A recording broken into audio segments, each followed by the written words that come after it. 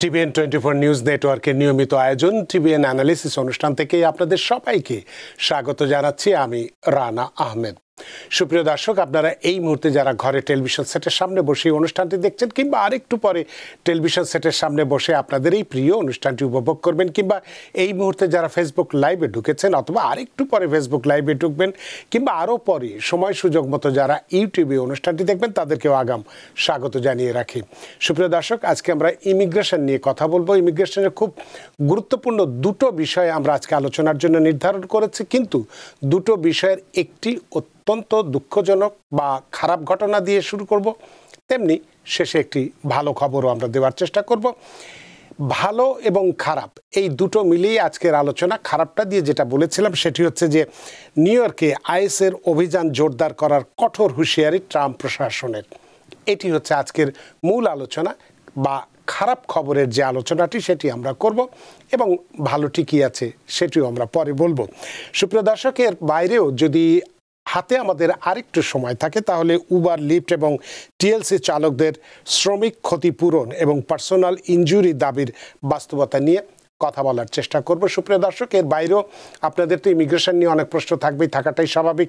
সেই প্রশ্নগুলো করবার জন্য আমাদের টেলিভিশন স্ক্রিনে যে টেলিফোন নম্বরটি ভেসে উঠেছে, তারপরেও আমি বলে দিচ্ছি 646-307-9828 এই নম্বরে ফোন করতে পারেন, কিংবা যাদের ফোন করতে একান্তই অসুবিধা হয় তারা আমাদের ফেসবুকেও প্রশ্ন রাখতে পারেন। আমরা সবগুলো প্রশ্নের উত্তর দেওয়ার চেষ্টা করব, এবং ইত্যকার এই সমস্ত বিষয়ে আলোচনা করবার জন্য আমাদের স্টুডিওর সঙ্গে সংযুক্ত হয়েছেন আপনার, আমাদের সকলের প্রিয়জন, প্রিয় মানুষ, প্রিয় মুখ, প্রিয় অ্যাটর্নি আহসান হাবিব। অ্যাটর্নি আহসান হাবিব, আপনাকে স্বাগত। জি, ধন্যবাদ আপনাকে। শুভেচ্ছা টিভি দর্শকদেরকে। আপনাকেও অসংখ্য ধন্যবাদ যে সারাদিনের কর্মক্লান্তি উপেক্ষা করে আমাদের সাথে সংযুক্ত হয়েছেন। এবং আজকের আলোচনার বিষয়টি যেটি দিয়ে শুরু করতে চাই সেটি খুব সুখকর কোনো খবর নয়, বরং কষ্টের খবর, দুঃখের খবর, খারাপ খবর। সেটি হচ্ছে যে নিউ ইয়র্কে আইএসের অভিযান জোরদার করার কঠোর হুঁশিয়ারির ট্রাম্প প্রশাসন দিয়েছেন, এবং এই বিষয়টি সম্পর্কে border czar Tom Homan, Tom Homan আজকেই আমেরিকার একটি মূলধারার টেলিভিশনে সাক্ষাৎকার দিয়েছেন। খুব কঠিন ভাষায় কথাগুলো বলেছেন। নিউ ইয়র্কে আইএসের যে অভিযান পরিচালনা করবেন সে সম্পর্কে খুব কঠোর বার্তা দিয়েছেন, বেশ কিছুভাবে কথা বলেছেন। এক্ষেত্রে আপনার কাছে আমার যে প্রশ্নগুলো থাকবে সেটা হচ্ছে যে হোম্যান যে কথাটা বলেছেন যে যদি এনওয়াইসি সহযোগিতা না করে, অর্থাৎ নিউ ইয়র্ক সিটি যদি সহযোগিতা না করে, তাহলে তারা আইএসের এজেন্ট দেবে, ডাবল করবে, ইত্যাদি ইত্যাদি ইত্যাদি। আইনগত দৃষ্টিকোণ থেকে আইএসের এমন আবেদন কি বৈধ? যেখানে নিউ ইয়র্ককে আমরা, নিউ ইয়র্ক সিটিটাকে বলে থাকি বা নিউ ইয়র্কে স্যাংচুয়ারি শহর হিসেবে বা স্টেট হিসেবে বা সিটি হিসেবে আমরা গণ্য করে থাকি, সেখানে এই রকম ফেডারেল পুলিশের এমন প্রবেশের বাধা দিতে পারে কি? এই একটি প্রশ্ন। দ্বিতীয়টি হচ্ছে যে হোম্যানের এই হুঁশিয়ারি কি রাজনৈতিক প্রতিশোধমূলক? যেমন মামদানির বিপুল ভোটে জয়কে লক্ষ্য করে কেন্দ্রীয় সরকার তার নীতিগত বা শাসনগত নীতিকে চ্যালেঞ্জ করছে। এই বিষয়টি সম্পর্কে আপনার কাছে জানতে চাই, এবং আপনি পুরো রিপোর্টটি দেখেছেন, এর উপর একটু পর্যালোচনা জানতে চাই। তাতে করে আমাদের এই সিটিতে যারা স্যাংচুয়ারি সিটি হিসেবে আমরা জানি, যারা অভিবাসীরা এখানে নিশ্চিন্তে থাকেন, তাদের ক্ষেত্রে এটা ঝুঁকি কতটুকু বাড়িয়ে দিচ্ছে বা তাদের ভয়ের কি কারণ হতে পারে, এবং এক্ষেত্রে যদি কেউ আটক হয় তাহলে তার করণীয় কি হতে পারে? অ্যাটর্নি আহসান হাবিব। জি, ধন্যবাদ আপনাকে। এটা আসলে খুবই প্রাসঙ্গিক একটা আলোচনা। বর্তমানে সোশ্যাল মিডিয়া ও মেইনস্ট্রিম মিডিয়াতে দেখতে পাচ্ছি যে ব্যাপকভাবে আইএসের অভিযান হচ্ছে, শুধুমাত্র নিউ ইয়র্ক সিটিতে বা নিউ ইয়র্ক স্টেটে না, যুক্তরাষ্ট্রেই হচ্ছে। বিশেষ করে শিকাগোতে সেটা খুবই জোরদার হচ্ছে এখন। এর আগে লস অ্যাঞ্জেলেসে হয়েছে, রিসেন্টলি গত সপ্তাহে শার্লট, নর্থ ক্যারোলাইনাতে হয়েছে, এবং আজকেও হোম্যান যেটা বলেন যে নিউ ইয়র্ক সিটিকে তারা, নিউ ইয়র্ক স্টেটকে তারা টার্গেট করছে। প্রথমে আমি একটা গুড নিউজ দিয়ে শুরু করি। সেটা হচ্ছে যে আজকেই নিউ ইয়র্কের একজন ফেডারেল জাজ ঘোষণা করেছেন যে নিউ ইয়র্কের একটা আইন আছে, এটাকে বলা হয় যে প্রোটেক্ট আওয়ার কোর্ট হাউসেস নামে একটা আইন আছে, যে আমাদের কোর্ট হাউস গুলোকে আমরা রক্ষা করবো। এটা নিউ ইয়র্ক স্টেটের একটা ল। ওই লটাকে ট্রাম্প অ্যাডমিনিস্ট্রেশন চ্যালেঞ্জ করে যে এই লটা অবৈধ, কারণ এটা ফেডারেল কর্তৃপক্ষকে এর আইন প্রয়োগে বাধা প্রদান করছে। কিন্তু সুখবর হচ্ছে যে একজন ফেডারেল বিচারক আইনটাকে আপহেল্ড করেছেন এবং বলেছেন যে নিউ ইয়র্ক স্টেটের পাওয়ার আছে বা তাদের একটা সোভরেন পাওয়ার আছে, এটাকে বলা হয় যে পুলিশ পাওয়ার, তার নিজস্ব কোর্টগুলোকে সুরক্ষা দেওয়ার। মানে এই রায়ের মাধ্যমে কিন্তু এই আইনটি বেঁচে গেল। এটা মানে হচ্ছে যে নিউ ইয়র্ক স্টেটের যত স্টেট কোর্ট আছে, যেমন স্টেট ক্রিমিনাল কোর্ট হতে পারে, স্টেট সুপ্রিম কোর্ট হতে পারে, স্টেট সিভিল কোর্ট হতে পারে, বা যে কোনো ধরনের স্টেট কোর্ট বা স্টেট এজেন্সিতে আইস কাউকে অ্যারেস্ট করতে পারবে না। কোনো ধরনের সিভিল ইমিগ্রেশন অ্যারেস্ট আইস করতে পারবে না। দ্যাট মিনস যদি কেউ কোর্টে অনেক সময় ক্রিমিনাল কেসে বিবাদী হিসেবে যায় অথবা সাক্ষী হিসেবে যায়, বাদী হিসেবে যায়, বা সিভিল কোর্টে বা যে কোনো স্টেট কোর্টে যদি সে যায়, আইস তাকে অ্যারেস্ট করতে পারবে না। আপনারা জানেন যে কোর্টে মানুষ যে কোনো কারণে যেতে পারে, হয়তো বা কেউ কোনো ট্রাফিক টিকিট হতে পারে, সেটা কোনো সামন্স হতে পারে, সেটা ডেস্ক অ্যাপিয়ারেন্স টিকিট হতে পারে, যে কোনো কারণে কাউকে যে কোনো সময় কোর্টে যাওয়া লাগতে পারে, অথবা সাক্ষী হিসেবে যেতে পারে, হয়তো বা বাদী হিসেবে যেতে পারে। এটা খুবই একটা পজিটিভ একটা রায় যেটা আজকে ফেডারেল কোর্ট থেকে আসলো। নিউ ইয়র্ক স্টেটের স্টেট যে কোর্ট গুলো আছে সেই স্টেট কোর্ট গুলোকে আইস কোনো ওকে গ্রেপ্তার করতে পারবে না। এই গুড নিউজটা বলার পরে যে বাকি প্রশ্নগুলো আছে সেগুলো তাহলে আপনি যেটা গুড নিউজের কথা বললেন, যেটা প্রোটেক্ট আওয়ার কোর্ট হাউস, কোর্টে যদি না যেতে পারে, কোর্টে গেলে যেটা আমরা দেখছিলাম যে এর আগে ফেডারেল প্লাজাতে মুখে মাস্ক পরে তারা নিচে থাকতো, গেলে সাথে সাথে ধরে নিত, এই আদেশের বলে এখন হয়তো সেখানে পারবে না, কিন্তু রাস্তাঘাটে, বাসে, ট্রামে বা এতে আপনার সাবওয়েতে, দোকানে, মসজিদে, মন্দিরে, যেখানেই হোক না কেন, গির্জাতে, সব জায়গাতেই যেতে পারবে বলে হোমান যে হুমকিটা দিয়েছেন, সেক্ষেত্রে এই আইন কি প্রোটেক্ট করবে? এই আইনের সুনির্দিষ্ট বলা আছে যে কোর্টে যাওয়ার পথে, হয়তোবা কোর্ট হাউসের সামনে অথবা কোর্ট হাউসের ভিতরে অথবা কোর্ট হাউস থেকে বের হওয়ার সময় কোনো আইস এজেন্ট কাউকে গ্রেপ্তার করতে পারবে। সেটা কিন্তু শুধুমাত্র স্টেট কোর্টের ক্ষেত্রে। আপনি যেটা বললেন যে ফেডারেল প্লাজা, যে 26 ফেডারেল প্লাজা কিন্তু ফেডারেল ইমিগ্রেশন কোর্ট। আচ্ছা, 26 ফেডারেল প্লাজা অথবা 290 ব্রডওয়ে অথবা 201 ব্যারিক স্ট্রিট হচ্ছে federal court house. Federal court হাউসে কিন্তু আইসের অভিযান চালানোতে কোনো বাধা নেই। আচ্ছা, যে গত সেপ্টেম্বরে ফেডারেল কোর্ট বলেছে যে ফেডারেল কোর্ট হাউস গুলোতে দুই ধরনের কোর্ট হাউস আছে। একটা স্টেট কোর্ট হাউস, যেমন আমাদের সার্পিন ব্লুবার্ড একটা কোর্ট হাউস আছে, সিভিল কোর্ট, আবার ফরেস্ট হিলসে একটা, কুইন্স ব্লুবার্ডে একটা ক্রিমিনাল কোর্ট আছে, এবং কোনো লং আইল্যান্ড সিটিতে আমাদের সিভিল কোর্ট আছে। এরকম বিভিন্ন জায়গায় যে এরকম স্টেট কোর্ট গুলো আছে, এই স্টেট কোর্ট গুলোতে কখনো আইস অ্যারেস্ট করতে পারবে না, কিন্তু ফেডারেল কোর্টে কিন্তু তারা তাদের কার্যক্রম কন্টিনিউ করতে পারবে।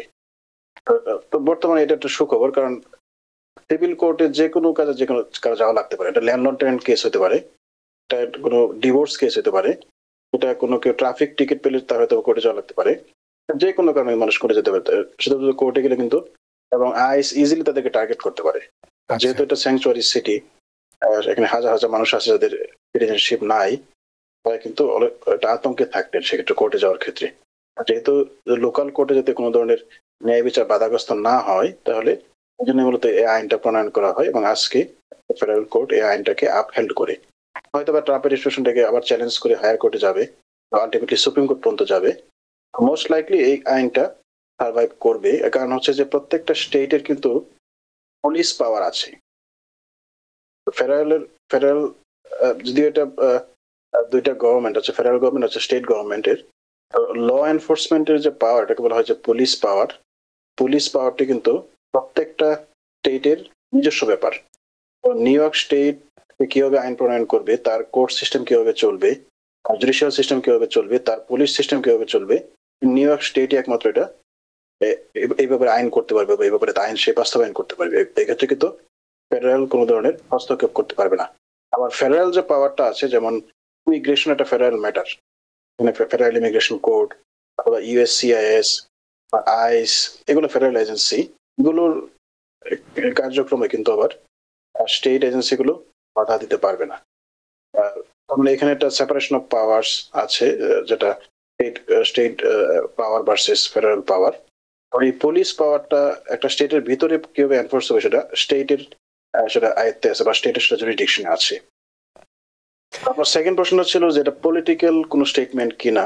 আহ, মানে মামদানির বিজয়ের, যেহেতু মামদানিকে পছন্দ করছেন না প্রেসিডেন্ট, সেই হিসেবে আমাদের উপরে খড়গটা বিস্তার করছে কিনা বা এই ধরনের অবস্থা সৃষ্টি করছে কিনা। আমার মনে হয় জেনারেলি শুধুমাত্র নিউ ইয়র্ক সিটি না, শুধু মামদানি না, যে কোনো ডেমোক্রেটিক বিশেষ করে স্যাংচুয়ারি সিটিগুলোকে তারা টার্গেট করে থাকে। কারণ বাস্তবতা হচ্ছে স্যাংচুয়ারি সিটিতেই সবচেয়ে বেশি আনডকুমেন্টেড ইমিগ্রেন্ট থাকে।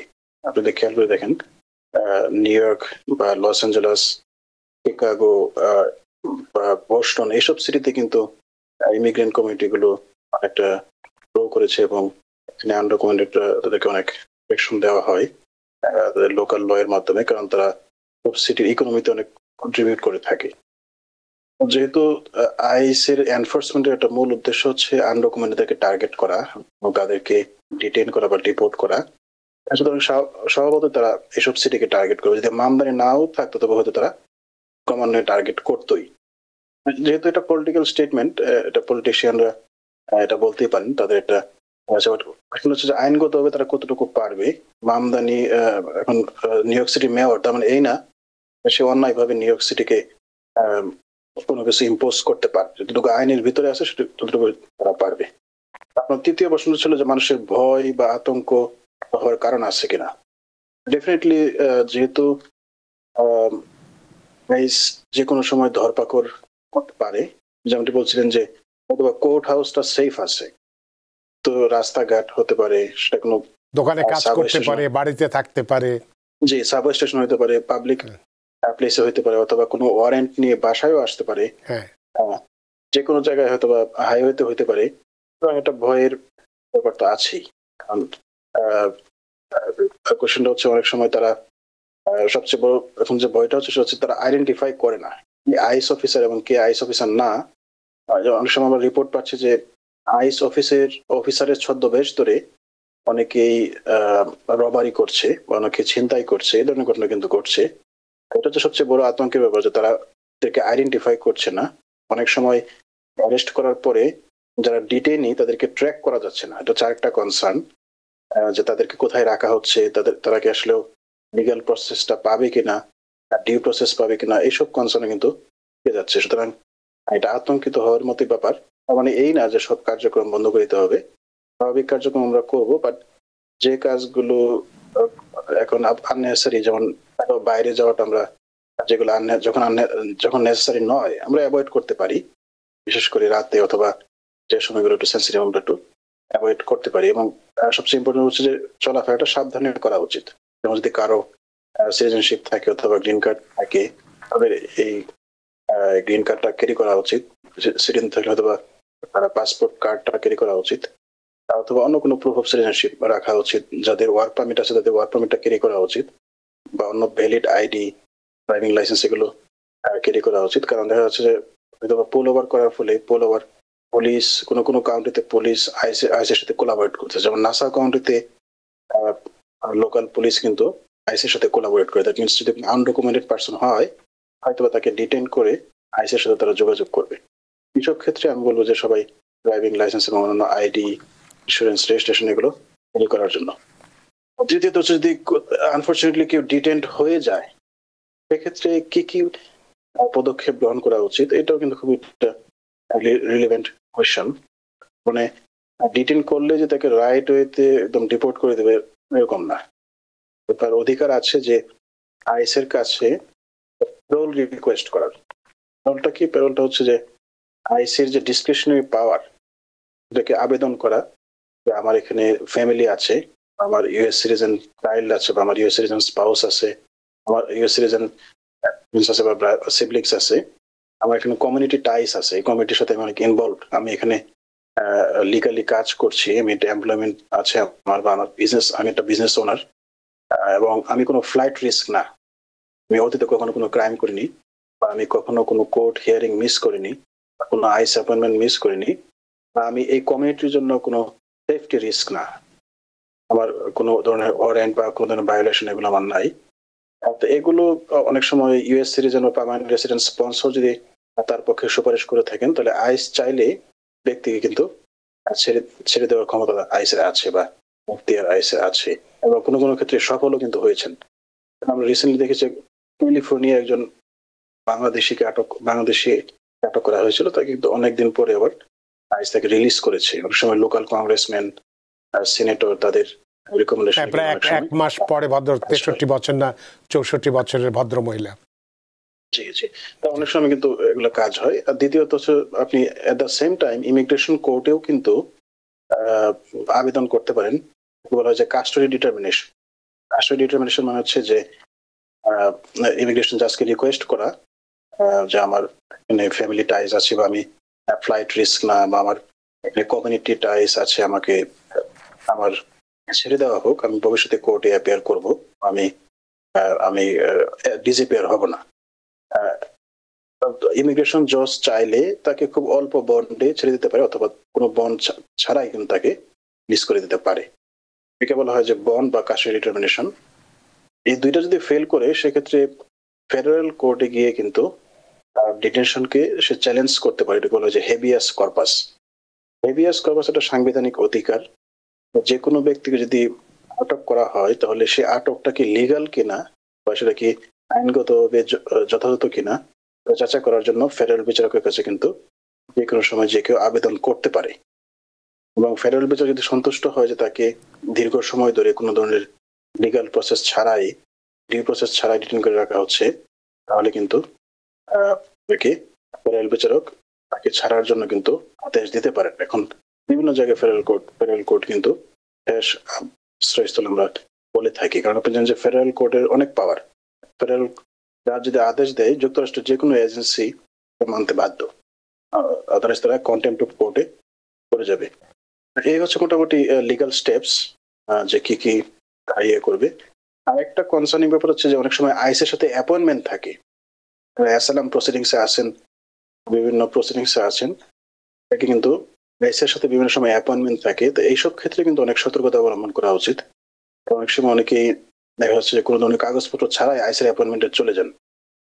এটা কিন্তু ঠিক না। যেমন যদি কারো আপিল পেন্ডিং থাকে, তার আপিলের যে নোটিশটা পেন্ডিং, যে রিসিট নোটিশটা, সেটা কিন্তু ক্যারি করা উচিত।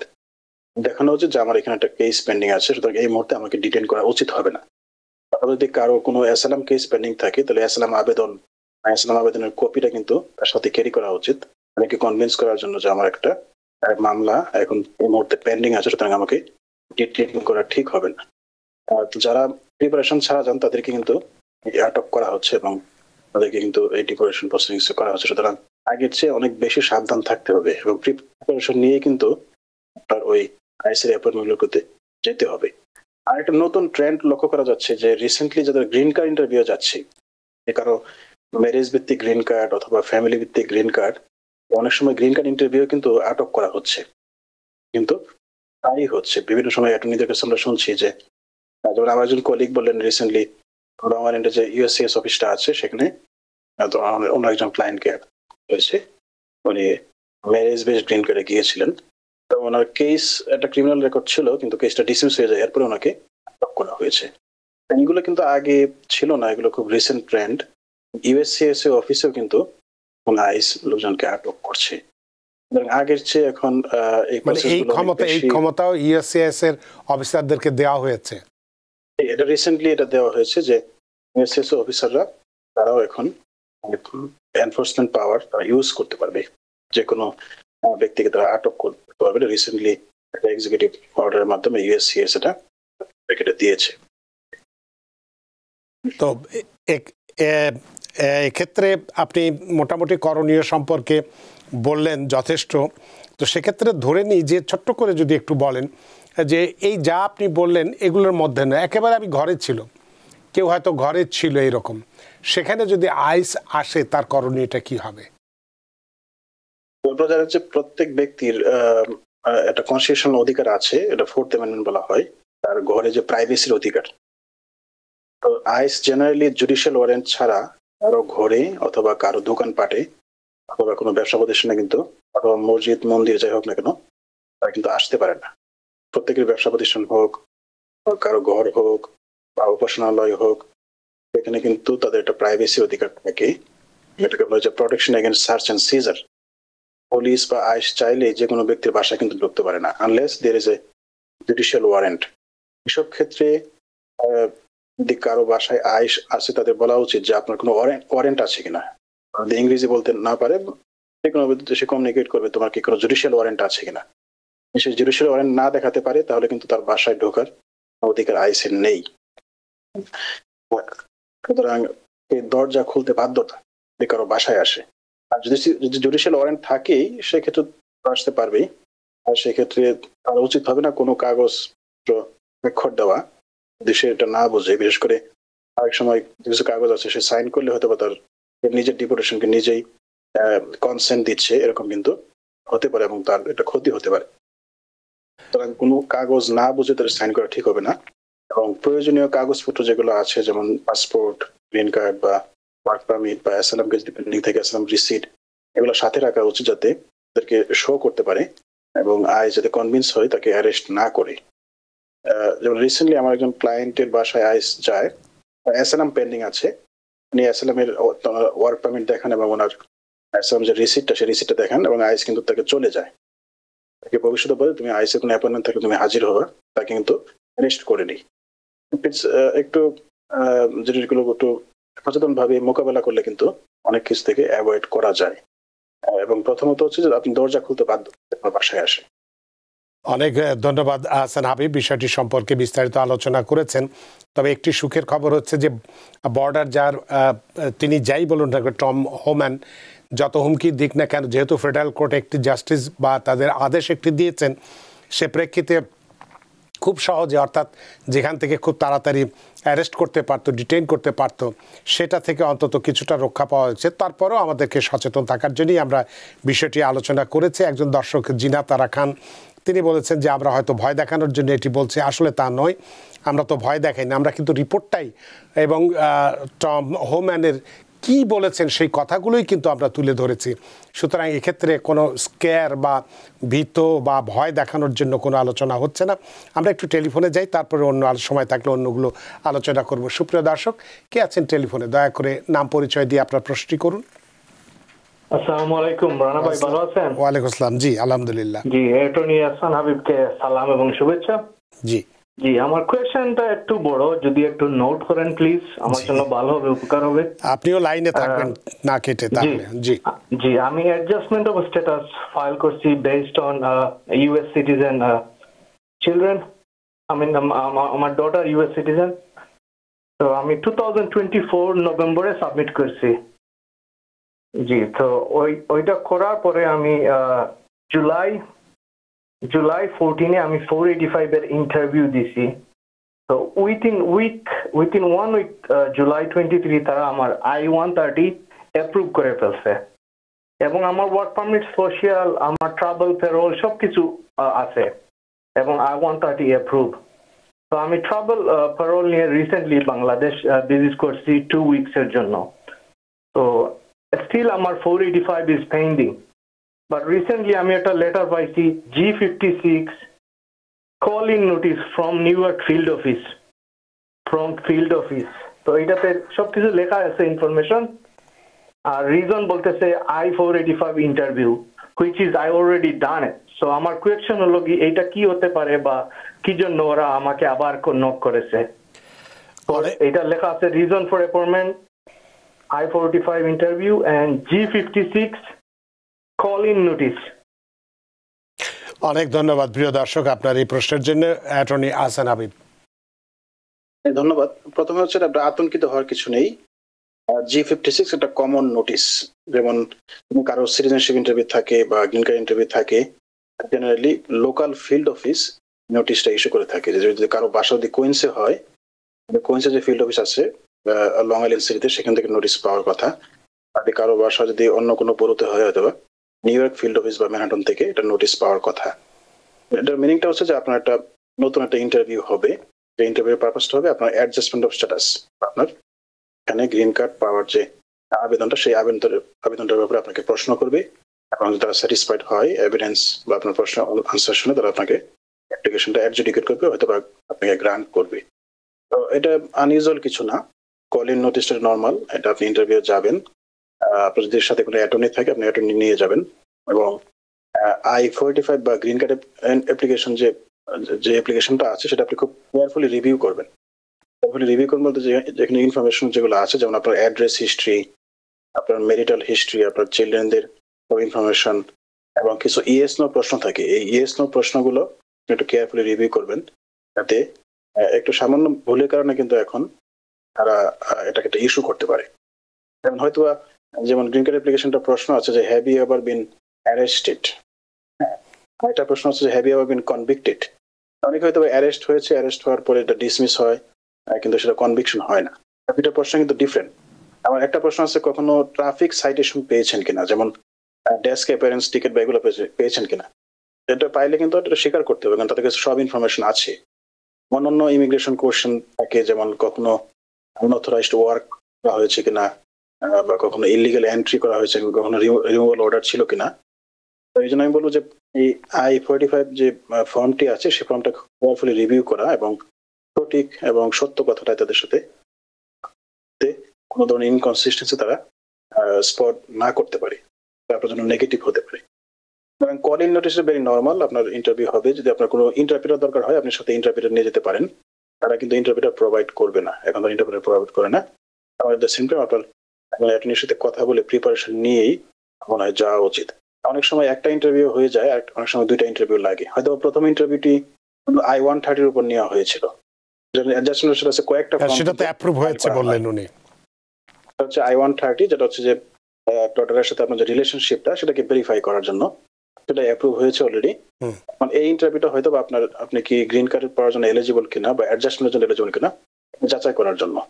এখন একটু কেয়ারফুলি ফাইলটা স্টাডি করে প্রিপারেশন নিয়ে আপনি যাবেন, আশা করি আপনার বেস্ট আউটকাম হবে। আপনাকে ধন্যবাদ। তার মানে এখন এই যে ইন্টারভিউতে যাবেন I-485, এটি সম্পর্কে বিস্তারিত তথ্য আপনার মাথার মধ্যে নিয়ে রাখবে, তাতে কোনো সমস্যা নেই, বিষয়টি একেবারেই নর্মাল। আপনার প্রশ্নের জন্য ধন্যবাদ। আমাদের আরও দর্শক আছেন, দুই একজন প্রশ্ন করেছেন আমাদের ফেসবুকে, দেওয়ার চেষ্টা করব, তবে একটি বিরতি নিতে চাই। বিরতির পরে এসে টেলিফোনগুলো নিতে চাই। সুপ্রিয় দর্শক, নিচ্ছে একটি ছোট্ট বিরতি, সে পর্যন্ত আমাদের সাথেই থাকুন। সুপ্রিয় দর্শক, বিরতির পর ফিরে এলাম আপনাদের প্রিয় অনুষ্ঠান টিভিএন অ্যানালিসিসে। আজকের অতিথি অ্যাটর্নি আহসান হাবিব এবং আপনাদের সাথে রয়েছে আমি রানা আহমেদ। বিরতির আগে বলেছিলাম অনেকেই টেলিফোনে আছেন। একটি প্রশ্ন ফেসবুক থেকে নিয়েই টেলিফোনে যেতে চাই। আলম জাহাঙ্গীর, তিনি বলছেন, আমি 2024 সালে মে মাসে বর্ডার ক্রস করে আমেরিকা আসি, আমার ওয়ার্ক পারমিট আছে, সোশ্যাল আছে, আমার কোনো সমস্যা হবে কিনা? আমার মাস্টার হিয়ারিং 2026 সালের মে মাসে। অ্যাটর্নি আহসান হাবিব। ধন্যবাদ আপনাকে প্রশ্নের জন্য। আমি যেমনটি বলছিলাম যে আনডকুমেন্টেড যে কেউ, যেমন আনডকুমেন্টেড বলতে এখানে আসলে যাদের গ্রিন কার্ড নেই সবাই কিন্তু আনডকুমেন্টেড। যদি কোনো কারণে আপনার আইএস এর সাথে সংস্পর্শে আসতে হয়, এটা রিস্ক আছে, এটা এক্সপোজারের রিস্ক আছে। সুতরাং আপনার যদি কোনো আইএস অ্যাপয়েন্টমেন্ট থাকে, আপনার উচিত হবে যে আপনার যে অ্যাসাইলাম কেসটা পেন্ডিং আছে, অ্যাসাইলাম কেসের কপি সাথে নিয়ে যাওয়া, এবং যদি সম্ভব হয় আপনার অ্যাটর্নিকে সাথে নিয়ে যাবেন, যাতে আপনার আইএস আপনাকে ডিটেইন না করতে পারে। এছাড়া যদি কোনো অ্যাপয়েন্টমেন্ট না থাকে তো আইএস এর কাছে যাওয়ার কোনো দরকারই নেই। আর আপনার মাস্টার হিয়ারিং এর আগে যদি আপনার অ্যাসাইলাম স্টেটমেন্টটা এবং এভিডেন্স জমা দিয়ে দিতে পারেন, অনেক সময় মাস্টার হিয়ারিং এর সময় কোর্টে যাওয়া লাগবে না, হয়তো আগে আপনাকে কেসটা ক্যান্সেল করে দিবে, নতুন ডেট দিয়ে দিবে। সুতরাং বলবো যে আপনি একটু ভিজিলেন্ট থাকবেন, সাবধানে থাকবেন, এবং আপনার অ্যাটর্নির সাথে যোগাযোগ করে যাতে আপনার কেসটা আপডেট থাকে, ব্যাপারে আপনি সতর্ক থাকবেন। আশা করি কোনো অসুবিধা হবে না। ধন্যবাদ। অনেক ধন্যবাদ আলম জাহাঙ্গীর আপনার প্রশ্নের জন্য। আমিনুর রহমান, আপনার কমেন্টসের জন্য, কমপ্লিমেন্টসের জন্য অনেক ধন্যবাদ আপনাকে। আক্তার খান, তিনি ছোট্ট একটি প্রশ্ন করেছেন, ওয়ার্ক পারমিট এক্সপায়ার হয়ে গেছে, এখনো রিনিউ হয়ে আসেনি, সমস্যা হবে কি? জি, আপনারা জানেন যে রিসেন্টলি একটা নতুন রেগুলেশন করা হয়েছে। আগে ওয়ার্ক পারমিট রিনিউ আবেদন করার সাথে সাথে আগের ওয়ার্ক পারমিটটি 2-3 বছরের জন্য কিন্তু রিনিউ হয়ে যেত, কিন্তু এখন এটা হচ্ছেন।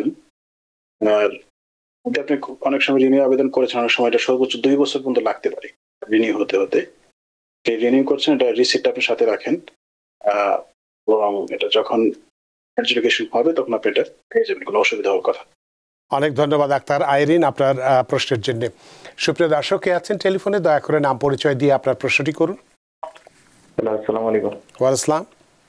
হ্যাঁ, আমার মায়ের জন্য apply আমি ব্রুকলিন থেকে বলছিলাম। জি মায়ের জন্য অ্যাপ্লাই করছিলাম। তো 2025 সালের অগাস্টে ডিকিউ কোয়ালিফাই হয়েছে 15 তারিখ, অগাস্টের 15 তারিখ। তো যদিও এটা স্পেসিফিক বলা যায় না কখন ইন্টারভিউ দেব, তারপরেও ওনার অভিজ্ঞতা থেকে একটু যদি জানাতেন আর কতদিন লাগতে পারে ইন্টারভিউ দিতে।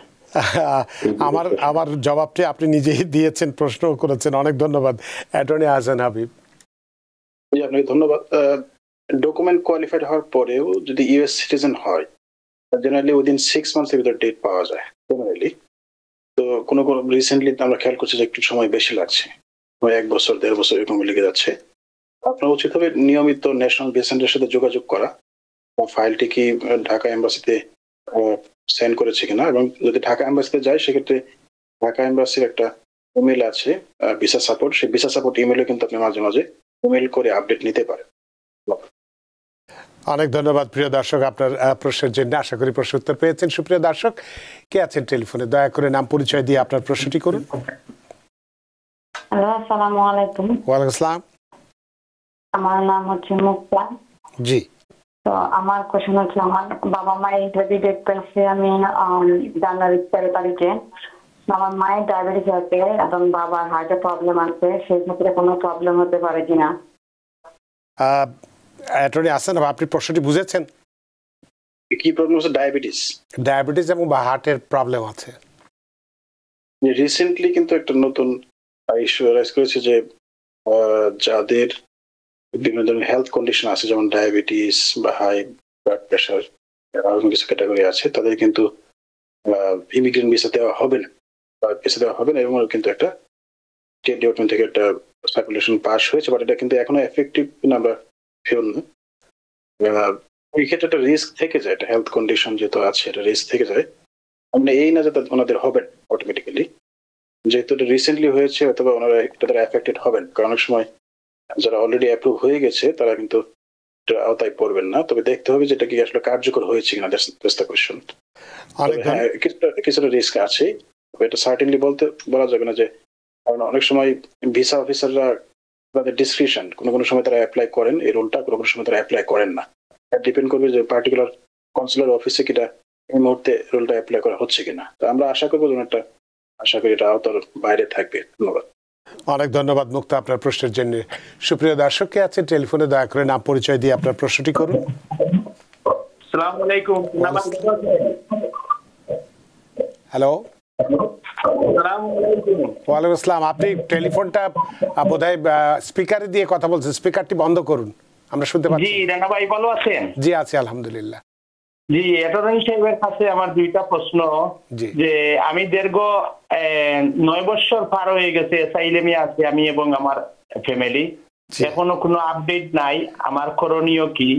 এবং দীর্ঘ last time work permit renew করার 5 মাস হয়ে গেছে, এখনো ওয়ার্ক পারমিট কার্ডটা পাই নাই। তো আমার কি করণীয় কিছু আছে, বা কি করলে ভালো হবে, এটা যদি আমাকে একটু অনেক বুঝিয়ে বলেন তাহলে। অনেক ধন্যবাদ। ধন্যবাদ অনেক আপনাদেরকে। ধন্যবাদ প্রিয় দর্শক আপনার প্রশ্নের জন্য। অ্যাটর্নি আহসান হাবিব, আপনাদের এন্ট্রি কি লিগ্যাল ছিল কিনা? আপনি কি ভিজিট ভিসা নিয়ে এখানে এসেছিলেন এরকম কিছু নাকি? আপনি কিভাবে এসেছিলেন? কেটে দিয়েছে। আচ্ছা, ধরুন যে হয় ভিজিট ভিসা নিয়ে আসছিল অথবা না নিয়ে আসছে, ফ্যামিলি নিয়ে আসছে, তার মানে ভিজিট ভিসা নিয়ে আসছে। Most likely affirmative asylum. হ্যাঁ, যে অ্যাসাইলাম কেসগুলো কোর্টে নাই, সেগুলো কিন্তু একটু সময় লাগে। অ্যাসাইলাম অফিসে যারা করেছে বা ইউএসএস যারা ফাইল করেছে, তাদের ইন্টারভিউ আসতে অনেক সময় 10 বছর লেগে যায়। যেমন এখন রিসেন্টলি যারা ইন্টারভিউ ডেট পাচ্ছে, মূলত 10 বছর আগে বা 11 বছর আগে, 12 বছর আগে এরকম ফাইল করে তারা কিন্তু ইন্টারভিউ পাচ্ছে। কিন্তু ওনার 9 বছর হয়ে গেছে অলরেডি। আমার মনে হয় যে হয়তো বা 6 মাস বা 1 বছরের মধ্যেই উনি ইন্টারভিউ ডেট কিন্তু পেয়ে যেতে পারেন। এবং উচিত হবে অ্যাসাইলাম ইন্টারভিউর জন্য প্রিপারেশন নেওয়া। যেমন যদি কোনো অ্যাসাইলাম স্টেটমেন্ট না থাকে, স্টেটমেন্টটাকে ড্রাফট করা বা স্টেটমেন্টটাকে লিখে ফেলা। দ্বিতীয়ত হচ্ছে ওনাদের সাপোর্টিং এভিডেন্স যেগুলো আছে, অনেক সময় medical records, police report, general diary, newspaper report, সাক্ষীদের কাছে হলফনামা, এই জিনিসগুলো আপনি এখন থেকেই সংগ্রহ করতে পারেন। অ্যাটর্নির সাথে আপনি কাজ শুরু করতে পারেন। তাই আপনার যে কোনো সময় ইন্টারভিউ আসলে কিন্তু আপনি বেশি সময় পাবেন না।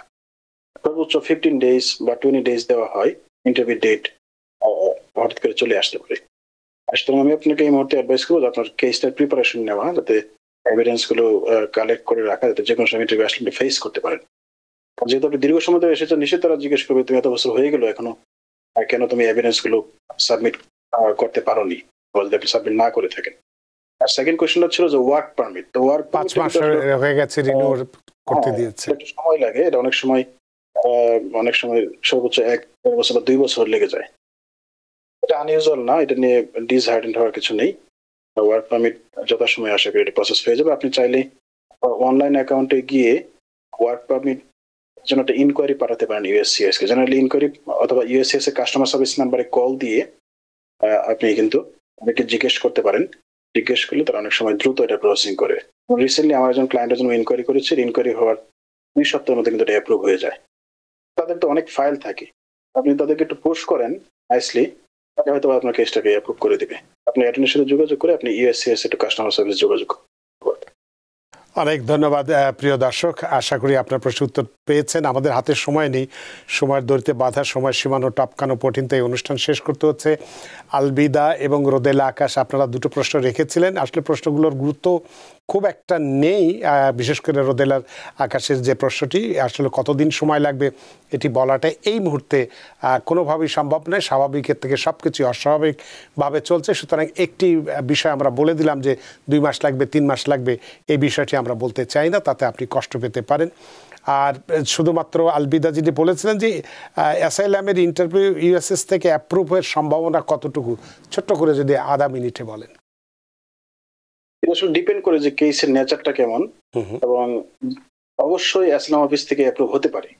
আচ্ছা, সম্ভাবনা অবশ্যই থাকে, কিন্তু আপনি কেমন এভিডেন্স জমা দিয়েছেন, আপনার নিজের টেস্টিমনি বা সাক্ষ্য কেমন হয়েছে, এগুলোর উপর কিন্তু অনেক কিছু ডিপেন্ড করে। যেমন আমার একজন ক্লায়েন্টের রিসেন্টলি অ্যাপ্রুভ হয়েছে অ্যাসাইলাম অফিস থেকেই।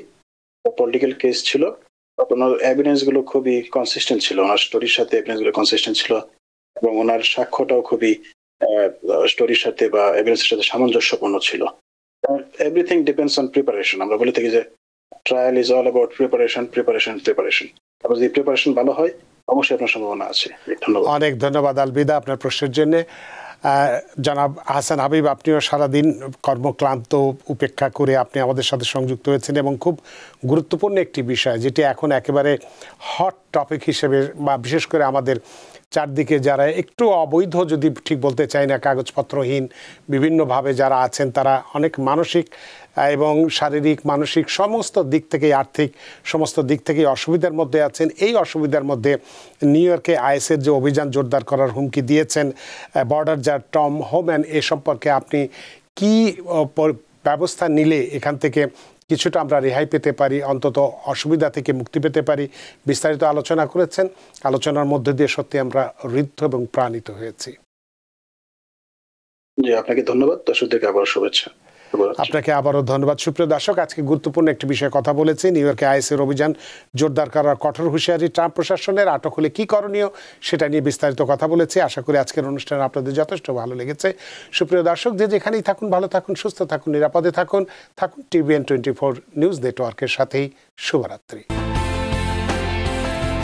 টিভিএন 24 টেলিভিশন দেখতে আজই কল করুন 7187776556। লগ ইন করুন www.totalcablebd.com। নিউ ইয়র্ক থেকে সম্প্রচারিত টিভিএন 24 টেলিভিশন বিশ্বজুড়ে বাঙালির কণ্ঠস্বর।